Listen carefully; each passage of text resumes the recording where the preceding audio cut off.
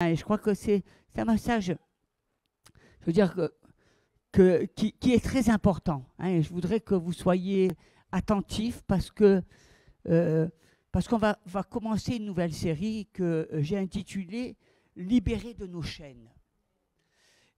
Et je base cette série sur une écriture dans Jean 8, verset 36. Si donc le Fils vous affranchit, vous serez réellement libre. Celui que le Fils rend libre, il est vraiment libre.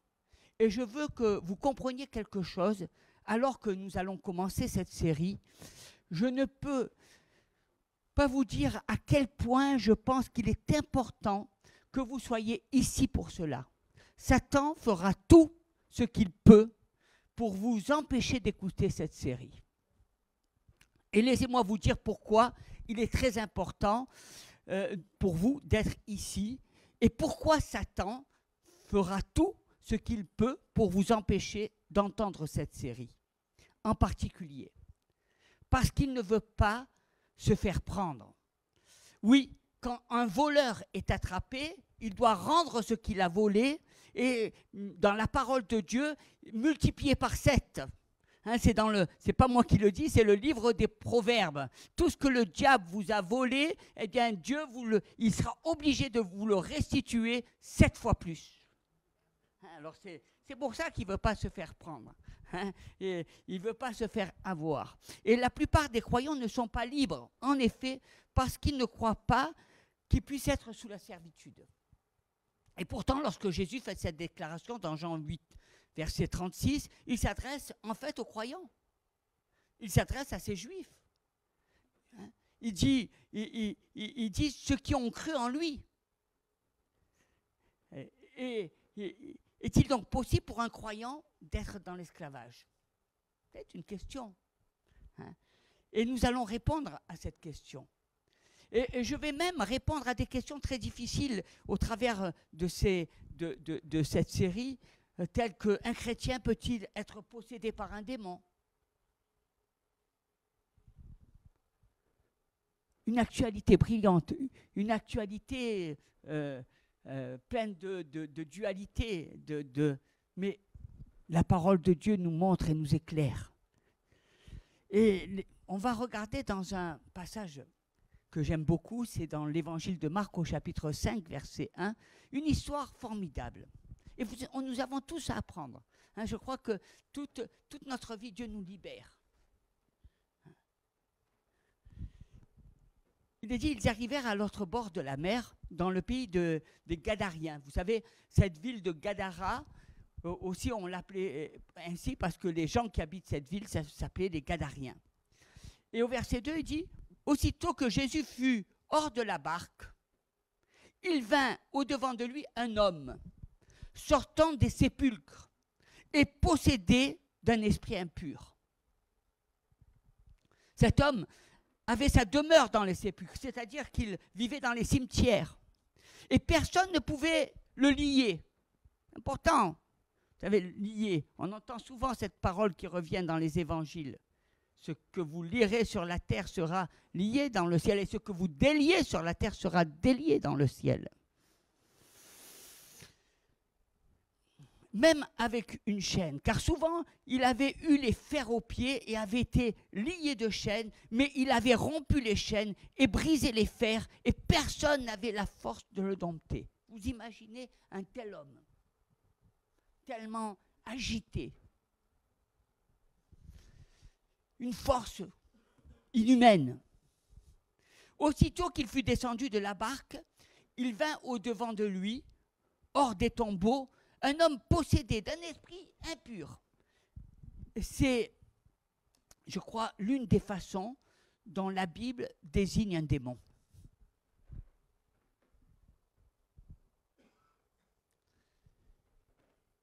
Verset 5. Il était sans cesse, nuit et jour, dans les sépulcres et sur les montagnes, criant et se meurtrissant avec des pierres. Ayant vu Jésus de loin. Vous imaginez, il a vu de loin le Seigneur. Il est accouru, se prosterna. Il se prosterna. Il est accouru et il s'est mis à genoux. un tel homme, agité, que personne ne pouvait contenir.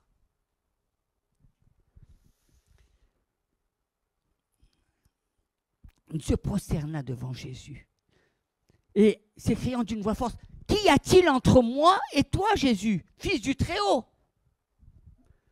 Dans une autre version, il est dit, « Qu'ai-je à faire avec toi, Jésus? Je n'ai pas de compte, il n'y a rien entre tous les deux. Qu'y a-t-il entre moi et toi ?» L'image du démon qui se prosterne aux pieds de Jésus et qui lui dit, mais qu'est-ce qu'il y a entre tous les deux? Pourquoi tu viens? Qu'est-ce que je fais?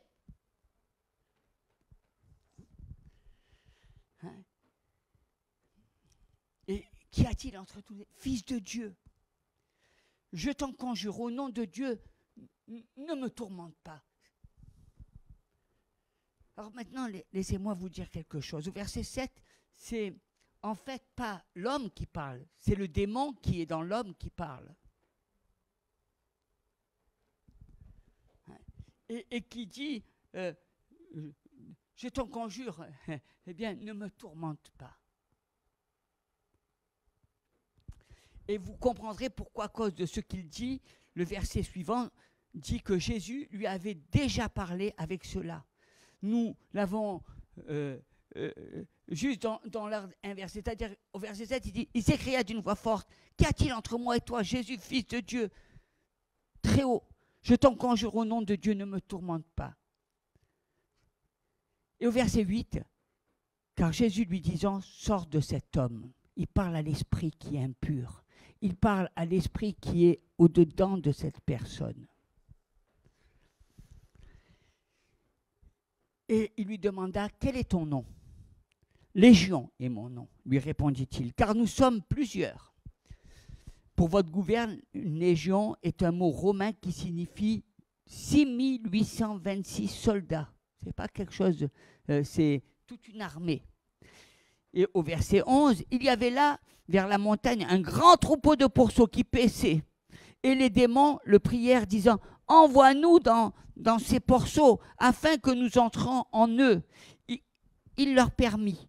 Et les esprits impurs sortirent, entrèrent dans les pourceaux, et le troupeau se précipita des pentes escarpées dans la mer. Il y avait environ 2000, et ils se noyèrent dans la mer. Verset 14. Ceux qui les faisaient paître s'enfuirent et répandirent la nouvelle dans la ville et dans la campagne. Les gens allèrent voir ce qui était arrivé. Ils vinrent auprès de Jésus et ils virent le démoniaque, celui qui avait eu la légion, assis vêtu et dans son bon sens. Et ils furent saisis de frayeur. Vous voyez, au lieu d'être heureux, ils ont été saisis de frayeur.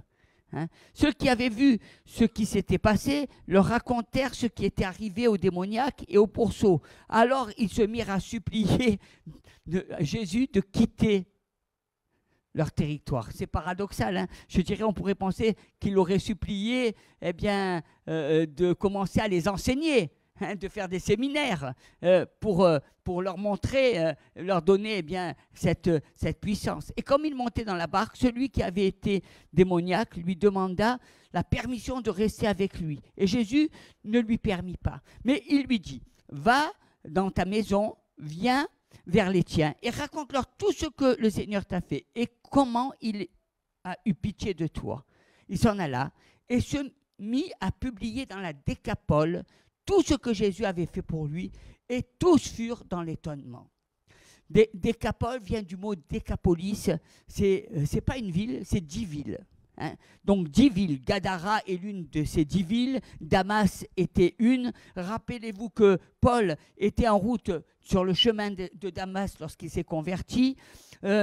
Philadelphie, la Philadelphie de la Pennsylvanie, était l'une de ces 10 villes. Il y avait 10 villes grecques, et c'est probablement la raison pour laquelle ils élevaient des porcs, hein, parce que les Juifs ne faisaient pas cela. Mais les Grecs étaient venus et avaient influencé cette société, et ils étaient démonisés, et il est libéré, possédé par des démons. Hein. C'est-à-dire que les Grecs, eh bien, faisaient cet élevage des porcs, et on va voir pourquoi,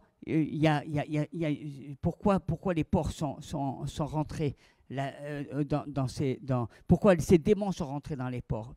Alors, c'est une histoire fantastique, et il y a deux choses que je voudrais vous parler dans cette histoire. La première, c'est les démons existent-ils vraiment?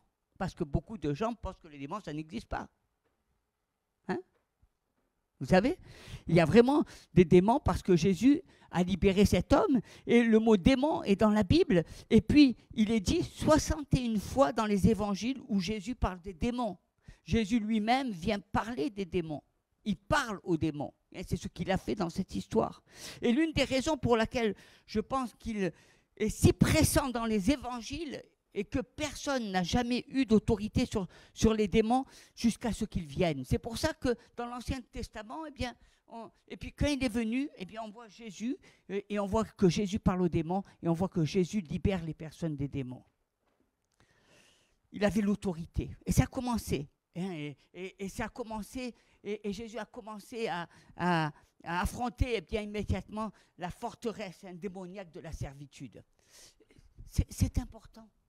Parce que lorsque vous vous tournez vers l'extérieur, vous voyez des gens qui sont attachés, liés, des gens qui sont possédés, des gens, eh bien, qui sont là tourmentés dans leur vie, dans leurs relations, dans leur couple, dans leur activité, dans leur famille. Un monde tout autour de nous. Et Jésus, vous savez ce qu'il a dit? Il a vu cette foule qui était là sans berger. Et il a été ému de compassion de voir tous ces hommes, toutes ces femmes qui étaient attachées, qui étaient liées, qui étaient là. Ézéchiel dira, eh bien, qu'il a vu comme une vallée des ossements. Parce que ces chaînes, eh bien, tiennent captifs. Elles tiennent les hommes et les femmes esclaves. C'est un esclavage. Et Jésus est venu pour libérer. Alors, pour ceux qui sont de l'extérieur, c'est un drame. Et nous devons être conscients de ce drame.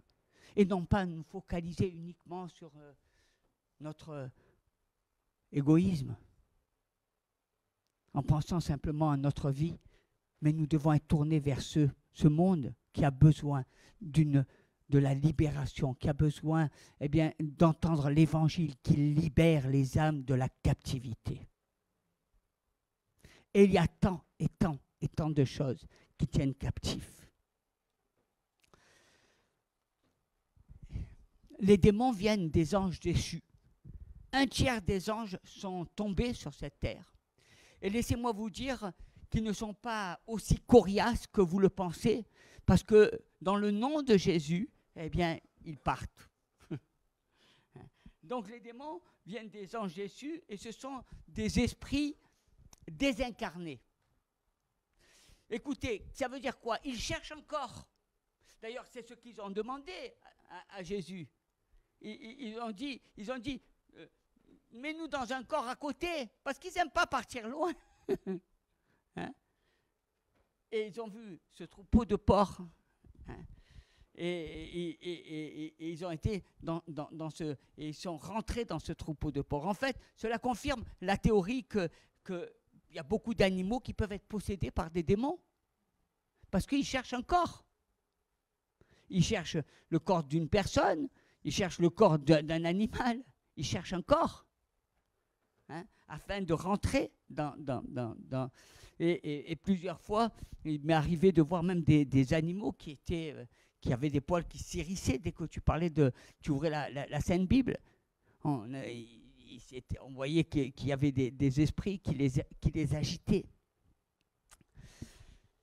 Et puis, il y a ceux qui pensent, hein, et je dis, c'est une ligne de pensée hérétique, selon laquelle il n'y avait vraiment pas de démons à l'époque, c'est simplement parce qu'on prétendait que c'était dans la culture des gens et bien de voir les démons par-ci, par-là, et on prétendait que Jésus était venu comme ça pour guérir ces soi-disant démons. Et puis il y a encore ceux qui, dans notre société, pensent que les démons n'existent pas.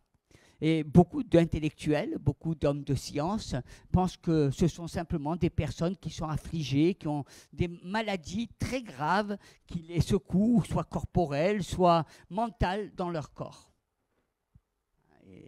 Et vous voyez beaucoup de psychologues, de psychiatres qui pensent ces choses-là. Je vais vous dire une chose, ne vous laissez pas entraîner par de telles pensées et de tels raisonnements. La Bible est claire et elle nous ouvre les yeux.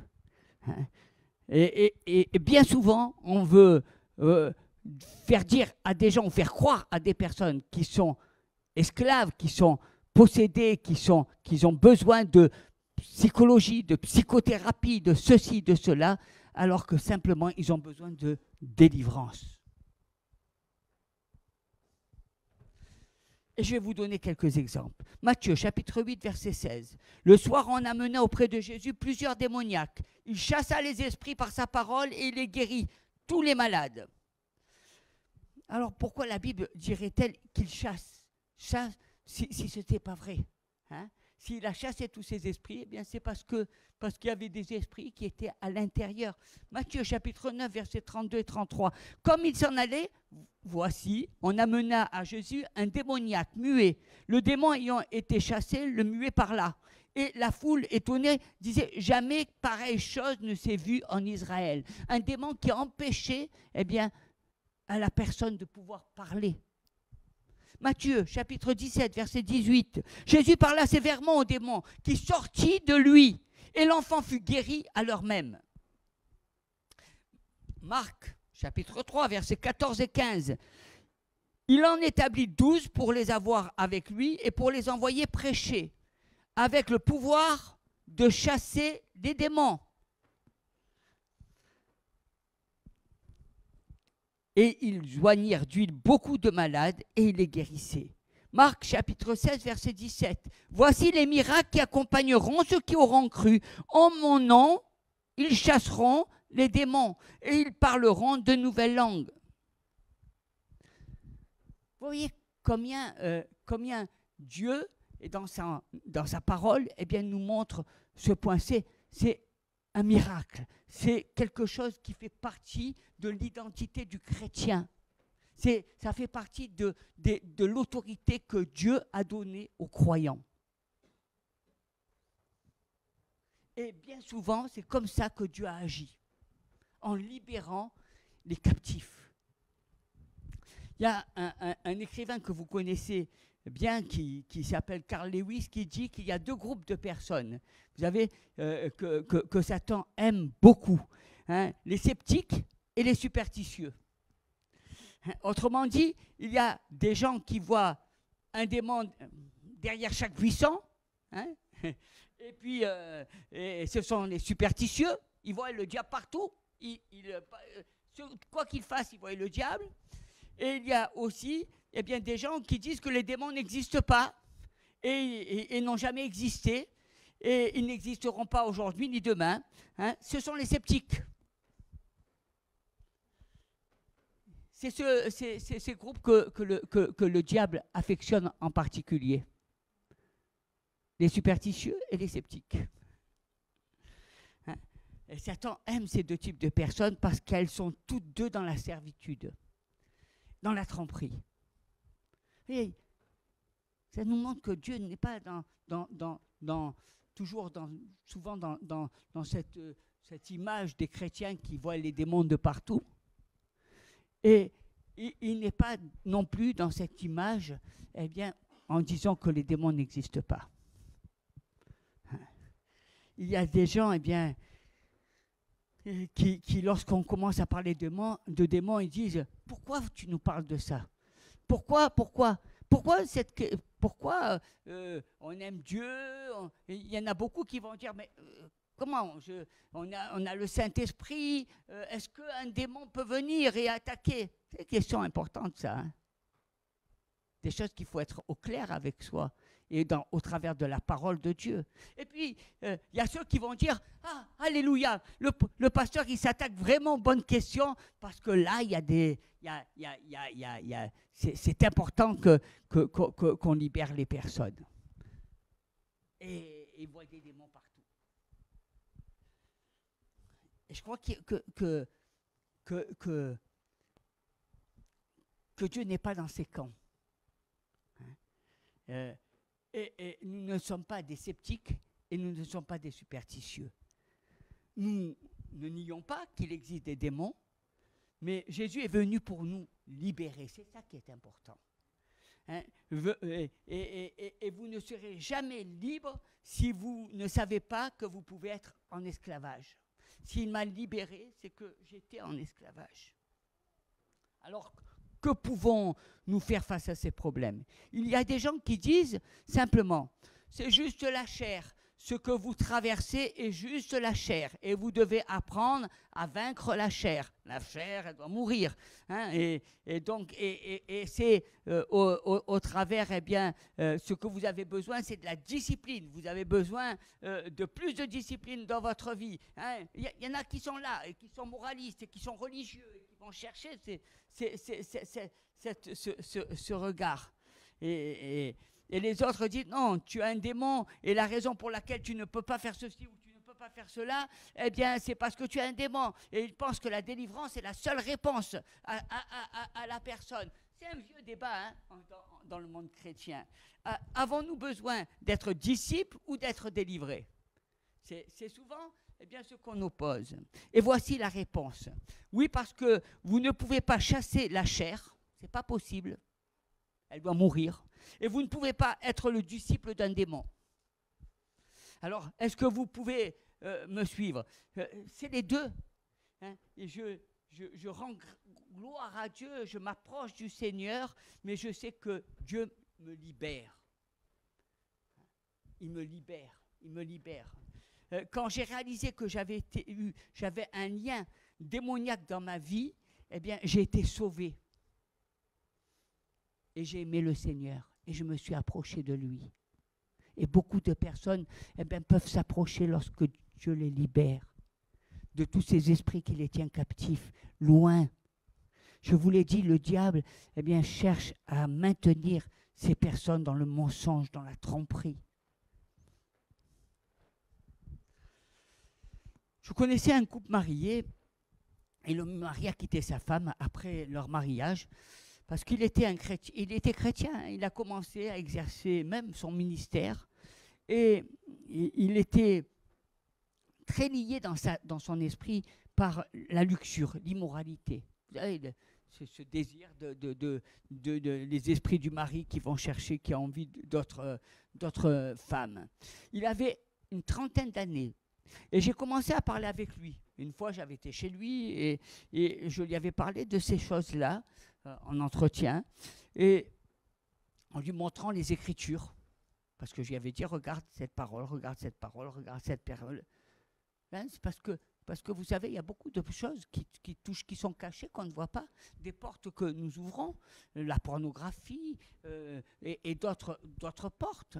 Hein. Et qu'est-ce que dit la parole? Il faut être clair avec la parole. Hein. Il faut être droit avec la parole. On ne s'amuse pas avec la parole. Il faut être vrai. Parce que seule la vérité vous affranchit. Sinon, vous vivez dans le mensonge. Et où on a la vérité? Dans l'église de Jésus-Christ. On ne vient pas chercher le mensonge, on vient chercher la vérité. Parce que la vérité affranchit, libère. On ne vient pas chercher des exemples, on vient chercher la vérité. On ne vient pas chercher le bon ou le mauvais chrétien, on vient chercher la vérité. Et donc, au fur et à mesure, et puis, une fois j'étais avec lui, et puis il commence à me dire, attends, qu'est-ce que tu me dis par là? Tu es en train de me dire que j'ai des démons? Hein? Et puis, plus tard, il a commencé à se dire, oui, il y a des choses qui me tiennent captif, là. Hein, c'est pas normal ce que je fais. Hein. Et s'il m'a dit ces choses-là, c'est qu'il m'a montré ces choses-là. Vous savez, ça commence quand vous voyez des choses, ça commence à vous travailler. Et à un moment donné, eh bien, il a commencé à parcourir et à regarder. Et puis, il a pensé d'un seul coup, mais si j'ai des mauvais esprits, si j'ai des démons, c'est que je peux être libéré. Mes amis, c'est ça la clé. C'est que nous avons le pouvoir au travers de Jésus d'être libérés de ces mauvais esprits. Nous avons le pouvoir d'être libérés de ces esprits qui tiennent captifs les personnes, que ce soit la pornographie, que ce soit tout ce qui agite, qui est caché. Parce que c'est quelque chose qu'on cache, mais que Dieu voit. On cache, mais Dieu voit. On cache, mais Dieu voit. Et on demande, on ne comprend pas. On cherche pourquoi. Mais est-ce que nous faisons l'effort de fermer les fenêtres qui laissent accès à tous ces esprits qui nous empêchent d'être de véritables enfants de Dieu, d'être de véritables disciples du Seigneur, d'être des messagers de Dieu sur cette terre? Hein, c'est important. Vous savez, les seules personnes souvent que je vois qui ne peuvent pas se libérer de ces esprits qui tiennent dans la captivité, eh bien, ce sont des gens qui ne veulent pas admettre qu'ils sont asservis. Vous savez, c'est comme l'orgueilleux qui ne voit pas qu'il est orgueilleux. Eh bien, quand il y a des gens qui savent, ils ont un problème, mais ils ne le voient pas. Que ça les conduit, que ça leur fait faire autre chose. D'ailleurs, ils se disent, mais pourquoi ça n'a aucune raison, hein, ça ne peut pas toucher autre chose de ma vie. Or, eh bien, tout ce qui est péché touche ta vie parce qu'elle t'éloigne de la face de Dieu. Elle te sépare de Dieu. Donc, numéro 1, les démons existent. Deuxièmement, ils entrent dans les gens et ils entrent aussi eh bien, dans des corps. Et au verset 10 de l'évangile de Jean, Jésus dit, au verset 1 de l'évangile de Jean, « En vérité, je vous le dis, celui qui n'entre pas par la porte dans la bergerie, mais qui monte par ailleurs est un voleur, est un brigand. » Hein, vous remarquez la bergerie, celui qui rentre par la porte. Qui est à la porte? Jésus. Qui rentre dans la bergerie? Les croyants. Et puis il est dit que celui qui monte par ailleurs, qui rentre aussi dans la bergerie, est un voleur, est un brigand. C'est-à-dire qu'on voit bien que le diable aussi rentre dans la bergerie. Il ne va peut-être pas rentrer par la porte, il va rentrer par la fenêtre, il va rentrer par un endroit. Il sait quoi faire, lui.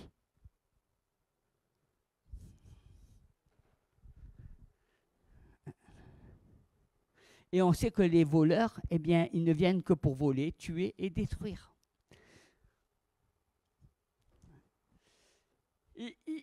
Il ne peut pas passer par moi, mais s'il ne peut pas passer par moi, il va passer par quelqu'un d'autre, ou il va passer d'une autre manière. Il touchera toujours sa cible. Le diable va toujours aller là où il veut aller.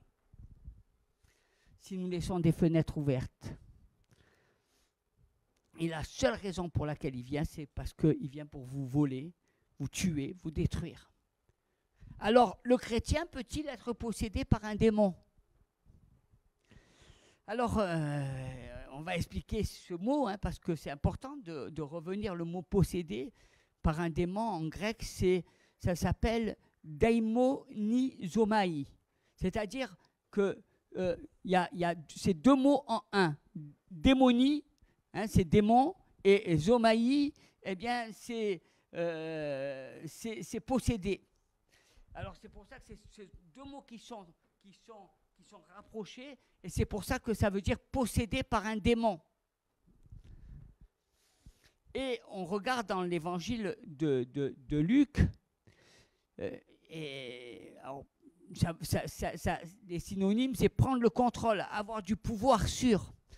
Et si on regarde dans l'évangile de Luc au chapitre 21, verset 19, il est dit, par votre persévérance, vous sauverez vos âmes. Il faut persévérer. Hein? Il y a beaucoup de choses qui ont le contrôle sur nos vies. Beaucoup de choses. Beaucoup d'esprits, beaucoup de démons qui ont le contrôle. Et il faut persévérer. Il faut persévérer. Alors, Jésus ne dirait donc pas qu'à la fin des temps, ce dont on parle dans ce chapitre, c'est de nos âmes. Hein. Il ne dit pas possédez votre âme, il dit gagnez la maîtrise de votre âme. Ne vous laissez pas aveugler. Ne rentrez pas dans ce jeu, parce que notre âme peut nous aveugler, parce que notre âme peut nous conduire dans l'erreur, et c'est pour ça que nous devons veiller à ce que, nous ayons toujours le contrôle de nos âmes. Alors, un chrétien, je repose la question, peut-il être possédé par un démon? C'est une question, hein? Non! La réponse est non! Un chrétien ne peut pas être possédé par un démon. Pourquoi? Eh bien, parce que qu'est-ce que cela signifie, être sous le pouvoir d'un démon? Ça veut dire qu'il nous conduit comme il le désire. C'est qu'il a le contrôle sur notre vie, hein, qui peut mais être sous le pouvoir, c'est être sous le contrôle du démon. Donc, à un certain domaine de votre vie, peut-être la luxure ou le manque de pardon, l'amertume ou le ressenti vont vous amener à vivre, à être contrôlé. Mais un chrétien n'est pas possédé par... C'est Dieu qui a ma vie. Et vous allez voir un peu, c'est important, c'est pour ça que il faut beaucoup de temps. Y a-t-il un domaine dans votre vie dans lequel vous n'arrivez pas à obtenir la victoire? Certainement. Y a-t-il un domaine dans votre vie dans lequel vous vous sentez impuissant? Y a-t-il dans votre domaine de votre vie un péché que vous avez confessé et que vous n'arrivez pas à oublier, qui revient sans cesse dans votre esprit? Y a-t-il dans votre vie des choses, vous savez, où vous avez dit, je ne le ferai plus, c'est terminé maintenant, Dieu m'a touché, m'a libéré, c'est terminé, et que vous faites, hein, combien de fois, il y a des choses que nous disons, où on dit, Jésus, tu m'as libéré de la cigarette. Mais quand nous sommes à l'extérieur, on voit des chrétiens qui fument des paquets de cigarettes. Alors, il y a des gens qui disent, et c'est beaucoup de chrétiens, qui disent, j'ai des faiblesses dans ce domaine. Hein, c'est parce que, mais excuse-moi, hein, des faiblesses qui durent 20 ans, ce n'est pas des faiblesses. Hein. C'est qu'il y a des choses qui contrôlent ta vie, qui contrôlent, hein, certains aspects. Et je ne vous dis pas de mauvaises nouvelles, je vous dis simplement de bonnes nouvelles. Hein. Si vous êtes en esclavage, je connais celui qui peut vous libérer. Si vous êtes sous l'emprise de l'alcool, si vous êtes sous l'emprise du tabac, si vous êtes sur l'emprise d'esprit qui vous... Je connais quelqu'un qui peut vous libérer. Et je dis ça à des croyants, à des chrétiens.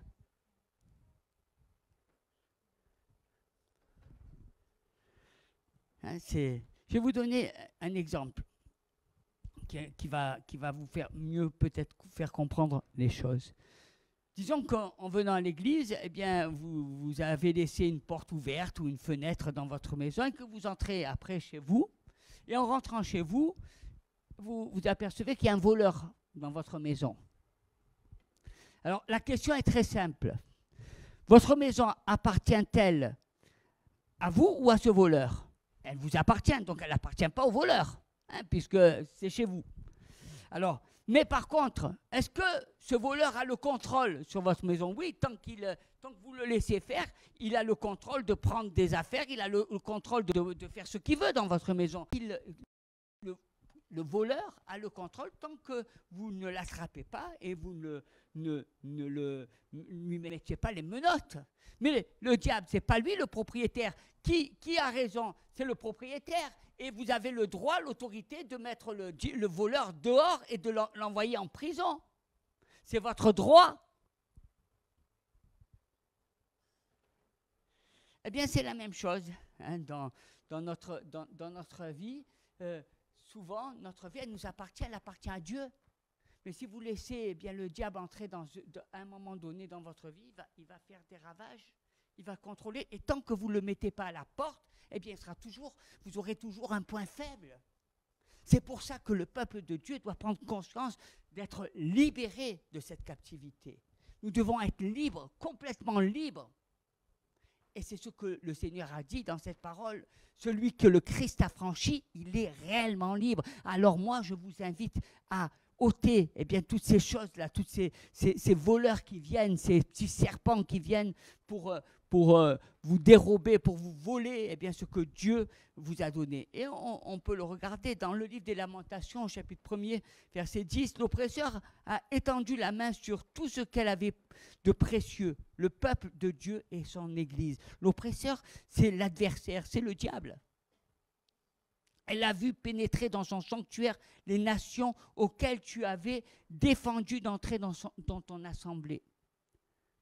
Donc, quand on regarde les choses, vous savez, la parole est Lamentation 4.12. Les rois de la terre n'auraient pas cru, aucun des habitants du monde n'aurait cru que l'adversaire, que l'ennemi entrerait dans les portes de Jérusalem.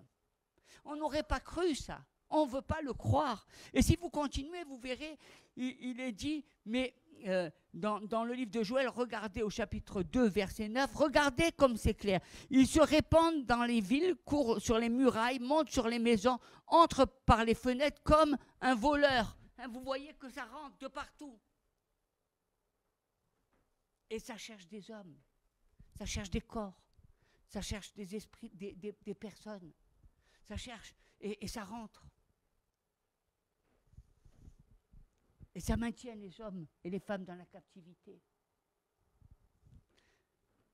Non chrétiens, chrétiens qui ne prennent pas conscience de ce qui peut les amener à être contrôlés. Parce que ça touche tout le monde. Mais le chrétien, lui, il a cette puissance d'être libéré. Il a cette puissance, cette autorité que Dieu lui a donnée. Mais ceux qui n'ont pas Jésus, ils n'ont aucune puissance. Ils sont captifs. Et nous sommes là, vous et moi, pour amener les âmes à être libérées de cette captivité. J'ai appelé ce message sous l'influence. Notre vie appartient à Dieu, mais bien souvent nous sommes sous l'influence du diable, sous l'influence d'un esprit qui nous contrôle à des moments de notre vie si nous ne faisons rien.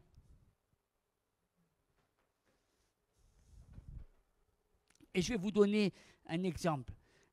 Si un homme, et disons que c'est un homme qui est chrétien, eh bien, un croyant, il croit en Jésus, il est rempli du Saint-Esprit. Vous voyez, je vais jusque là. Et puis cet homme, eh bien, il aime bien boire des boissons alcoolisées.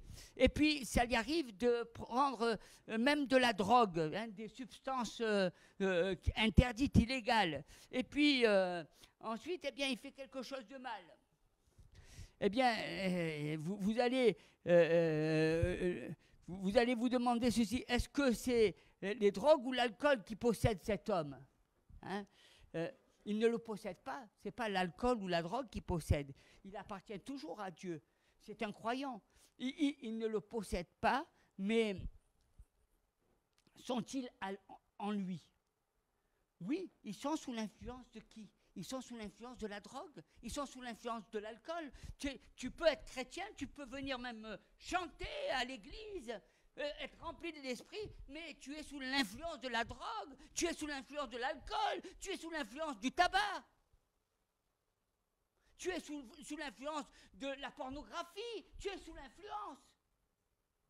C'est la drogue, c'est l'alcool qui vont avoir une influence dans ta vie. Ce sont des esprits qui te conduisent et qui peuvent te te faire. Et toutes ces choses-là, vous savez, tôt ou tard, ça s'est révélé. Le Saint-Esprit révèle toutes ces choses-là, afin de vous faire prendre conscience eh bien, de la nature du péché pour pouvoir vous approcher de Dieu et lui demander pardon. Pardon. Et ce sont des choses importantes. Tout est révélé à la face de Dieu, rien n'est caché. Et tant que vous n'amenez pas ces choses-là à la croix, eh bien, elles ont une puissance sur vous. C'est pour ça que nous devons amener ces choses à Jésus et lui dire, Seigneur, eh bien, libère-moi.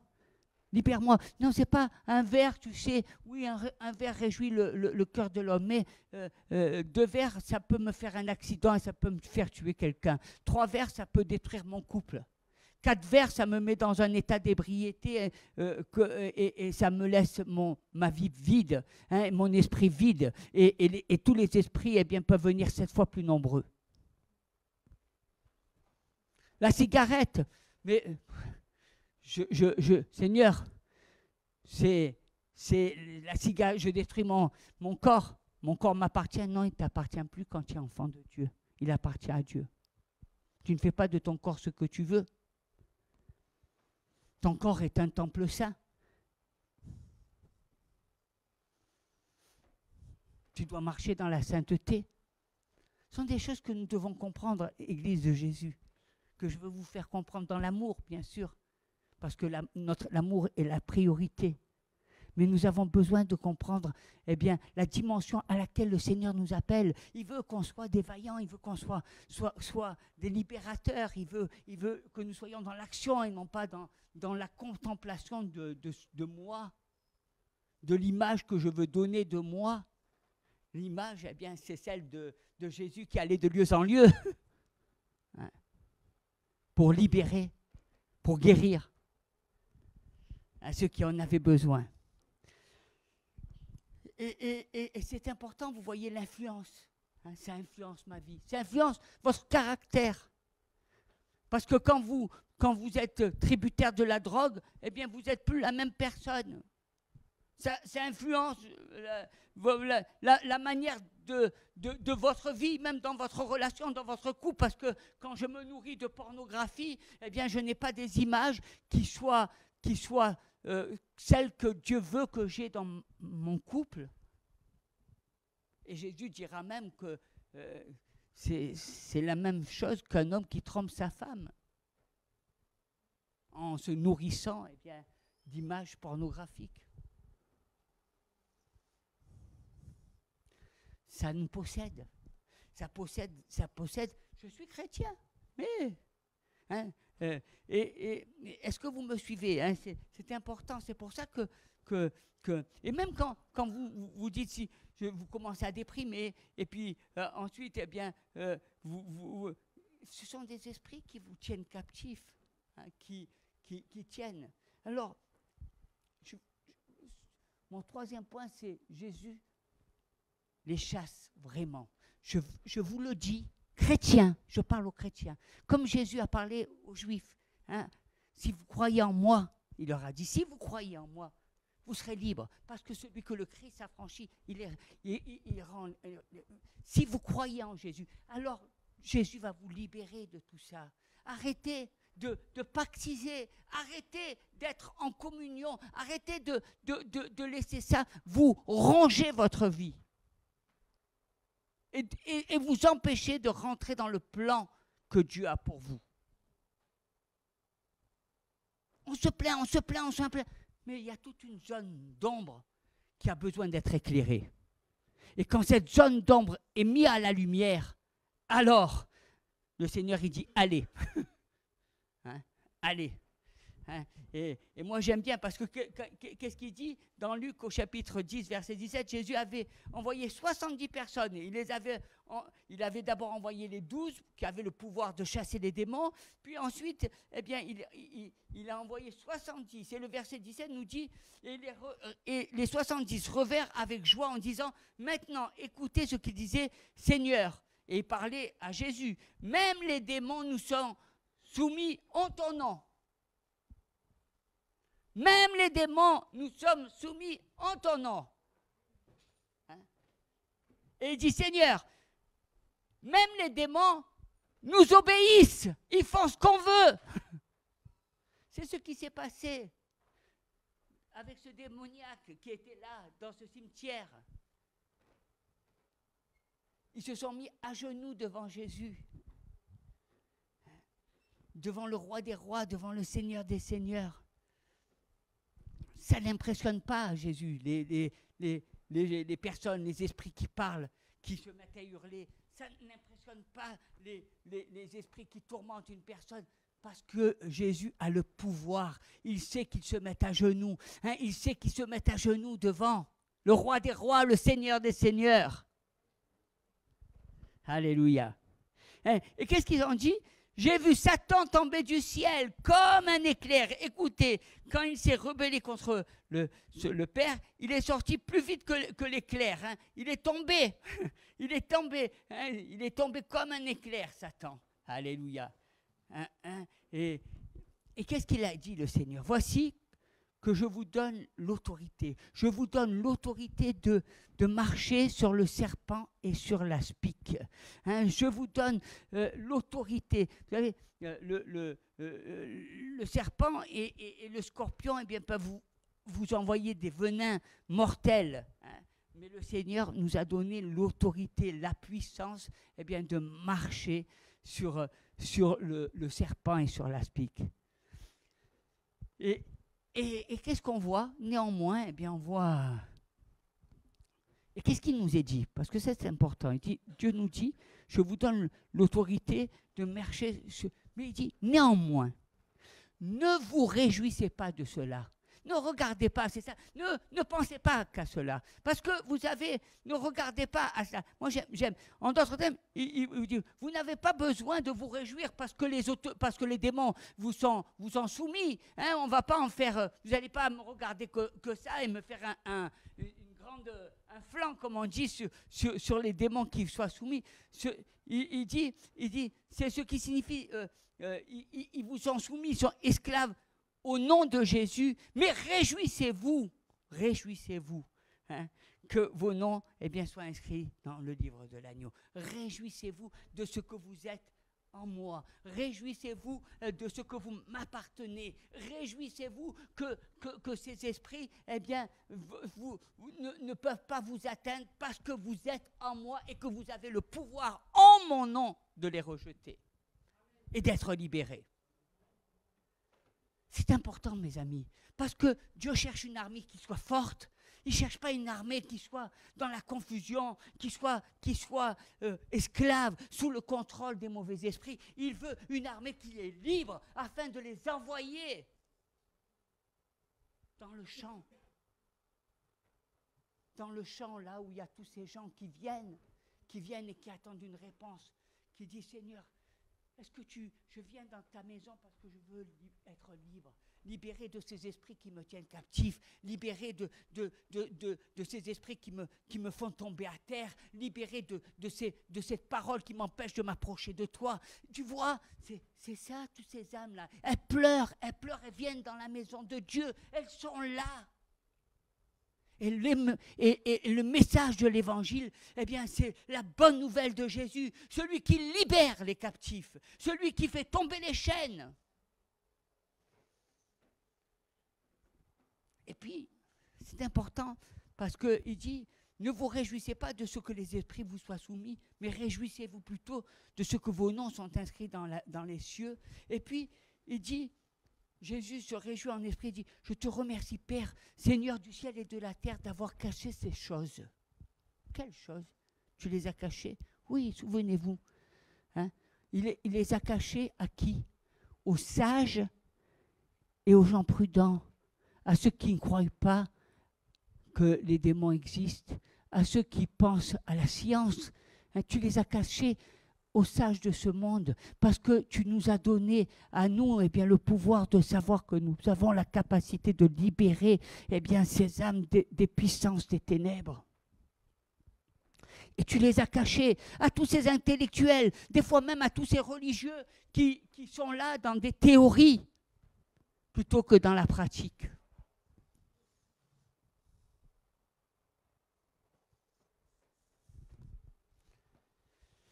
Hein, tu les as cachés aux gens intelligents. Ceux, tu sais, qui sont toujours très cartésiens, ceux qui croient. Et tu les as révélés à qui? Aux enfants. Hein, à ces jeunes disciples, 70. Hein, que hein, et il dit merci de les avoir cachés à ces gens. Parce que nous avons cette autorité, parce que nous avons ce pouvoir, parce que Dieu nous a donné d'être ses libérateurs, afin d'amener ces personnes. Et il dit, je sais Dieu que les gens intelligents ne croient pas qu'il y ait des démons. Ils ne croient pas que nous avons l'autorité sur eux. Mais, voyez, ces précieux bébés, là, ces chrétiens qui on a l'impression qu'ils ne connaissent pas grand-chose à la vie, eh bien, eux, ils le savent, et eux, ils le comprennent, et eux, eh bien, ils peuvent amener la délivrance. Vous êtes des libérateurs. Nous sommes des libérateurs. Hein, les esprits sont soumis en son nom. Alors, je vais vous donner un exemple, et c'est vrai que il y a quelques années, au début de ma conversion, il y avait des personnes, vous savez, il y avait ces mouvements hippies, tout ça. Et puis, il y avait une personne qui était pleine de tatouages. Même à l'époque, ça se faisait avec les grandes mèches, tout ça. L'idéaliste qui venait, c'était à Nice. Et puis, il est venu et puis il a été libéré de ses esprits, de tout ce qui le tenait captif, hein, de ses idéaux. Il a rencontré Jésus. Il a vu la puissance de Dieu. Hein, et puis ensuite, eh bien, il a fait des études, il est rentré dans une école biblique, et puis il a été libéré de tout ça. Il a vu qu'il y avait beaucoup d'esprits qui le tenaient captif, la drogue, le sexe, hein, peace and love, tous ces trucs qu'il y avait à cette époque, hein, cet idéal de vie, hein, où tout le monde tout nu, et tout ça, il a compris. Et puis, ensuite, il a été sur le terrain, et puis il a même appris des langues, et il a été dans d'autres pays pour être missionnaire. Et là, eh bien, à chaque fois, il exerçait son ministère, hein, ce ministère de libérer ces âmes des mauvais esprits. Ce que nous sommes tous appelés à faire. Et puis là, il a rencontré aussi d'autres serviteurs. Hein. Et eux, ils ne croyaient pas que des serviteurs de Dieu, des personnes qui ne croyaient pas que les démons existaient. Alors il leur a dit, écoutez, regardez Matthieu, Luc, Jean, Marc. Hein. Et puis, eux, ils ne s'arrêtaient pas de leur dire, eh bien, on ne croit pas aux démons. Hein. Alors il leur dit, mais c'est pas possible, hein, parce que c'est notre mission. Comment vous êtes serviteur de Dieu et vous pensez que vous êtes les bras croisés? Quelle est votre mission? Qu'est-ce que Jésus faisait? Il libérait les personnes des démons, il priait pour les malades et les malades étaient guéris. Quelle est la mission de Dieu, de Jésus? C'est la mission. Quelle est notre mission? D'être des libérateurs. Hein? Et c'est tellement beau.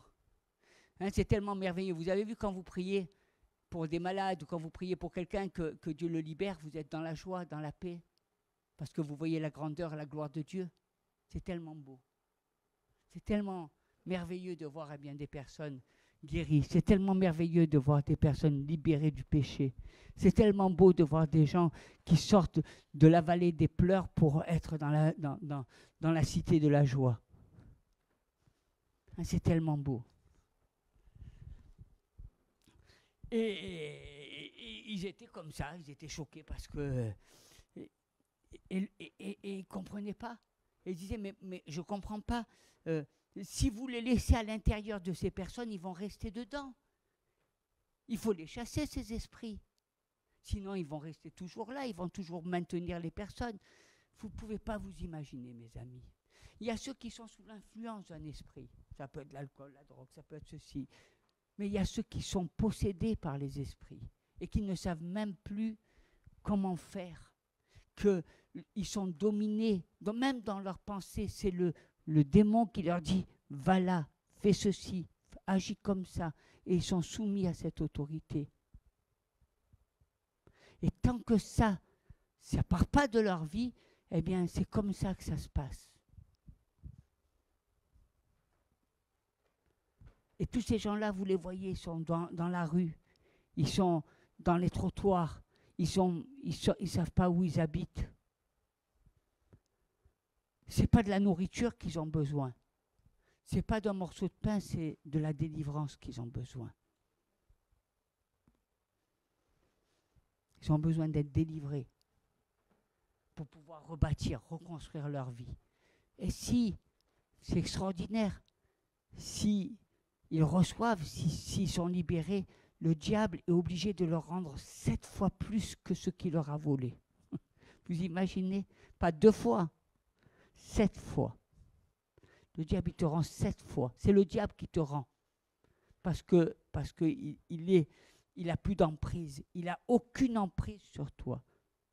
Il n'a plus rien. Parce qu'il sait que tu appartiens complètement à Dieu.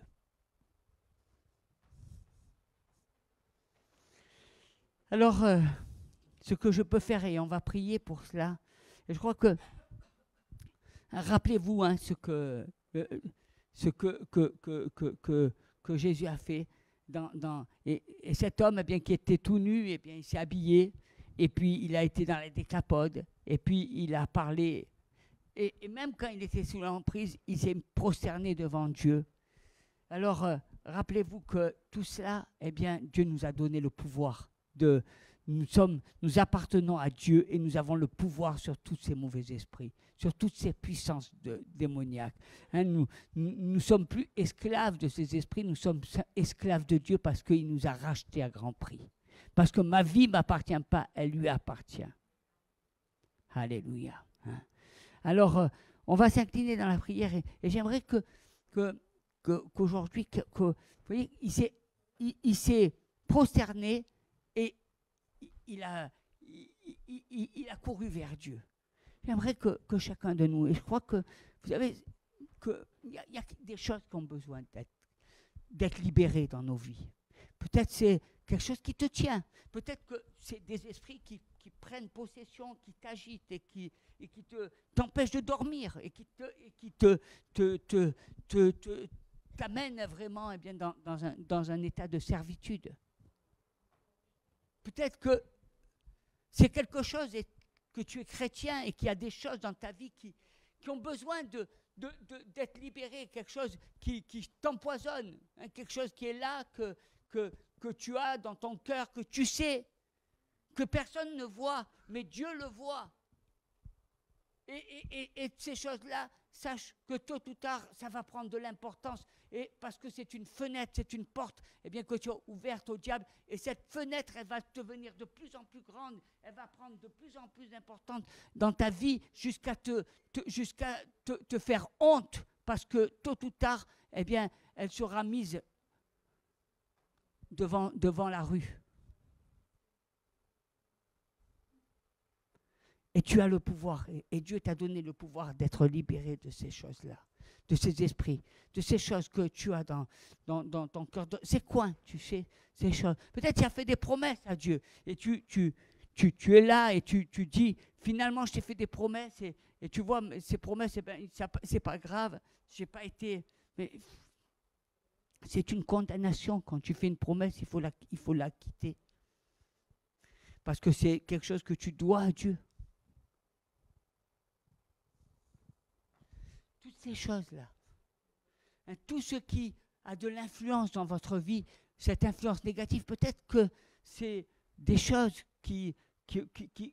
où tu as envie de contrôler. Vous savez, il y a des gens qui même se complaisent dans la maladie pour que d'autres puissent avoir les regards sur eux. Toutes ces choses qui amènent, qui veulent agir, Dieu veut nous libérer. Et ce qui est important, bien, c'est de prier. Et de prier. Alors j'aimerais ce matin, je vais demander à Abraham de se mettre à la musique et j'aimerais que s'il y a quelque chose qui a besoin d'être libéré, qui a besoin d'être guéri, hein, des esprits qui vous tourmentent. Il y en a, ça, je le dis, et je vous le dis parce que dans les églises, il y a beaucoup de gens qui sont encore tourmentés. Ils aiment Dieu, leur vie leur appartient, ils sont dans le Seigneur, mais il y a des choses qui ne vont pas parce qu'ils ont laissé des fenêtres. Le voleur est là. Et tant que vous ne le mettez pas en prison, tant que vous ne le rejetez pas de votre maison, eh bien, il sera encore là. Et puis, il y a tous ces hommes et ces femmes qui vivent, eux, captifs, qui ont tellement de fenêtres ouvertes que le diable fait des ravages.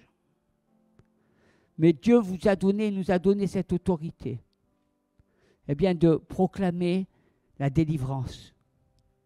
Alors j'aimerais que ce matin, si vous avez besoin, même si vous ne voulez pas vous approcher, vous vous levez simplement et vous mettez la main là, sur votre cœur afin qu'on prie, afin que le Seigneur, eh bien, vous voyez, Dieu voit, Dieu sait, Dieu montre, alors que vous puissiez regarder à Jésus, et lui dire, Seigneur, tu as le pouvoir. Par le nom de Jésus, par la puissance, l'autorité de Jésus, tu as le pouvoir de me libérer. Tu as le pouvoir, Seigneur, eh bien, de fermer cette fenêtre, afin que le voleur ne puisse plus venir me terrasser, venir m'assujettir, venir me condamner en me disant que je ne suis plus un bon chrétien, que ce n'est pas bien ce que je fais, que ceci, que cela. Tu as le pouvoir, Seigneur, de me libérer de cette servitude, de la drogue, de ces esprits, eh bien, qui me tourmentent. Tu as le pouvoir de me libérer de toutes ces choses, eh bien, que le malin me fait voir. Seigneur, tu nous as donné, tu nous dis dans ta parole que tous ces esprits vous sont soumis. Et que de ne pas leur donner de l'importance, parce que ceux qui donnent trop d'importance, eh bien, au diable, deviennent comme le diable. Tu nous as dit de donner de l'importance à Dieu. Alors, Seigneur, tous ces esprits nous sont soumis, mais nous nous réjouissons que nos noms soient inscrits dans le livre de l'agneau. Nous nous réjouissons que nous t'appartenons, que nous sommes tes enfants. Nous nous réjouissons que, Seigneur, que ton Saint-Esprit nous visite afin que nous marchions en nouveauté de vie. Que, Seigneur, eh bien, l'Esprit du Dieu Tout-Puissant habite dans nos corps, dans nos âmes et dans nos esprits. Seigneur, libère-nous, libère tes enfants de ce qui les tient des fois sous le contrôle, sous l'influence du malin, afin qu'ils soient, eh bien, dans tous, que tu nous envoies tous, comme Jésus a envoyé, eh bien, les 70, que nous puissions rentrer dans cette vocation de libérer les âmes de la servitude, d'être des libérateurs dans le nom de Jésus. Alléluia, Seigneur. Merci. Merci, Seigneur, pour tout ce que tu fais. Merci, Seigneur, d'ouvrir nos bouches. Merci, Seigneur, que nous puissions exercer l'autorité, la puissance de Dieu. Merci, Seigneur, parce que quand nous allons dans un endroit, eh bien, le malin, les mauvais esprits se mettent à genoux devant nous. Parce que lorsque nous allons dans un endroit, eh bien, tu attires toutes ces personnes afin que la puissance de Dieu se manifeste et les libère. Et que tous ces esprits, eh bien, soient rejetés dans d'autres corps, Seigneur, et nous le savons parce qu'un jour, eh bien, le Seigneur en aura marre. Un jour, le Seigneur dira à un ange, ça en suffit maintenant.